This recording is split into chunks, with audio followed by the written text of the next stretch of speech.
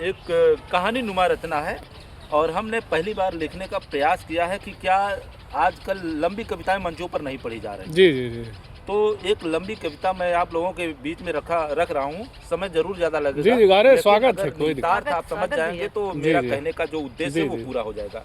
जी शीर्षक है अपने अपने दांव। दांव। एक नामी पहलवान जिसका फैला चारों ओर कीर्तिमान। एक नामी पहलवान जिसका फैला चारों ओर कीर्तिमान। ऐसा कोई नहीं था जो उसके आगे ठहर सके। ऐसा कोई नहीं था जो उसके आगे ठहर सके। बड़े बड़े पहलवान नतमस्तक हुए नहीं मैदान में उतर सके। बड़े बड़े पहलवान नतमस्तक हुए नहीं मैदान में उतर सके। यह बात एक नेता को खलने लगी। अब देखिए मैं जो वर्तमान परिस्थितियां उस पर चल रहा हूँ कि यह बात एक नेता को खलने लगी। सोचकर उल्टी सांस चलने लगी।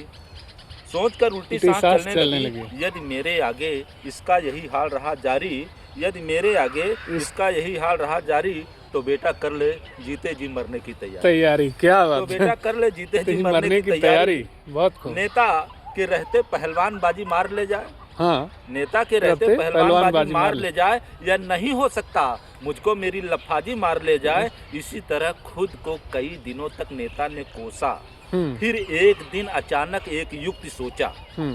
पहलवान को बुलाया, खूब खिलाया पिलाया। पहलवान को बुलाया, खूब खिलाया पिलाया। फिर अपनी सोच को अमली जामा पहनाने लगा। पहलवान को मन की बात बताने लगा। पहलवान को मन की बात बताने लगा। बोला मैं भी नेतागिरी छोड़कर तुम्हारी तरह पहलवानी करना चाहता हूँ और इस दुनिया को अपनी दीवानी करना चाहता हूँ, पर मेरी एक शर्त है स्वीकार करना होगा। नेता ने अपनी शर्त रखनी शुरू की। क्या कि पर मेरी एक शर्त है स्वीकार करना होगा। तुम्हें मेरे ही खिलाफ मैदान में उतरना होगा। क्या बात है, खिलाफ मैदान में उतरना होगा। अरे डरो मत, जैसा कहता हूँ बस तुम वैसा करो। पहलवानी से कुछ नहीं कर पाए मेरी मानो ऐश करो। अपने साथ साथ अपनी पीढ़ियों का भी उद्धार कर जाओ। पूरे 15 लाख दूंगा। पूरे 15 लाख दूंगा। बस एक बार मुझसे हार जाओ। एक बार मुझसे हार जाओ। पहलवान सकपकाया। फिर सोचकर बोला मैं अपने जीवन की अनमोल पूंजी को यूं ही नहीं गंवा सकता। जब तक मेरे बाजुओं में दम है मुझे कोई हरा नहीं सकता। जब तक मेरे बाजुओं में है कोई हरा नहीं सकता। नेता बड़े धैर्य से सुनकर बोला। पहलवान की कमजोर नब्ज को टटोला। स्वकल्याण हेतु जोखिम उठाया। मान अपमान से ऊपर उठो भगवत गीता का पाठ सुनाया। पाठ सुनते ही पहलवान का मन द्रवित हो गया। पाठ सुनते ही पहलवान का मन द्रवित हो गया। पहलवान का मन द्रवित हो गया। मान अपमान के भाव से, मान अपमान लाभ हान जीवन मरण जस अबजस के भाव से रहित हो गया। क्या बात। नेताजी की वाणी का असर हो गया उनके ऊपर। और क्या, उठा लंगोटा चढ़ाया मैदान में उतरने के लिए बेताब। पहलवान उठा लंगोटा चढ़ाया मैदान में उतरने के लिए बेताब। सोती आंखों के भले न पूरे हुए हों पर खुली आंखों के पूरे होते ख्वाब। सोती आंखों के भले पूरे न हुए हों पर खुली आंखों के पूरे होते ख्वाब। यह सब देखकर नेता के होठों पर रहस्यमयी मुस्कान थिरकने लगी। नेता के होठों पर रहस्यमयी मुस्कान थिरकने लगी। अरमानों के पांव में जैसे घुंघरू बजने लगी। चारों ओर शोर हुआ। दिन समय किया गया नियत। इस अनोखी कुश्ती को देखने के लिए सभी उठाने लगे जहमत। इस अनोखी कुश्ती को देखने के लिए सभी उठाने लगे जहमत। फिर समय से कुश्ती हुई।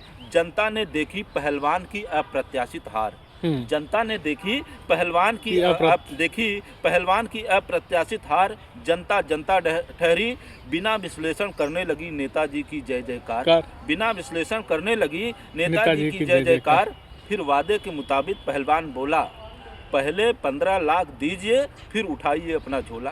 पहले 15 लाख दीजिए फिर उठाइए अपना झोला। नेताजी बड़े इत्मीनान से दाढ़ी पर हाथ फेरते हुए बोले अपने कई मुखौटों के मुंह एक साथ खोले। नेताजी बड़े इत्मीनान से दाढ़ी पर हाथ फेरते हुए बोले अपने कई मुखौटों के मुंह एक साथ खोले।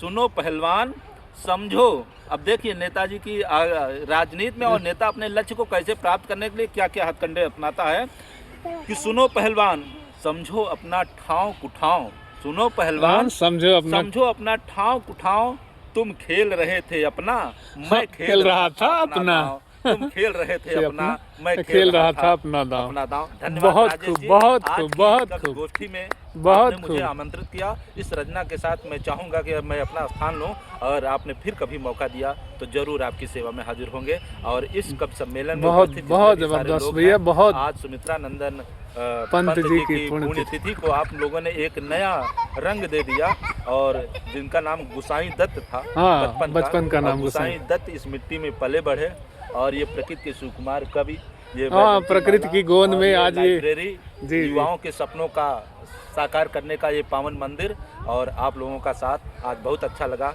आगामी नववर्ष की हार्दिक शुभकामनाएं देते हुए मैं अपनी वाणी को विराम आपको भी देता हूं। भैया। जय